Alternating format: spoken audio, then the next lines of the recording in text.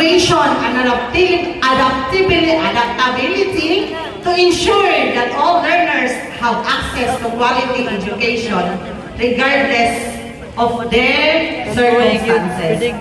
So, ato lang siguro ng kasabtantanan nga education for all. Di ba? And, basta tanan bi, palihog ko. Thank you, sis. Ano ito magbasa? Yes. Simple but gulot.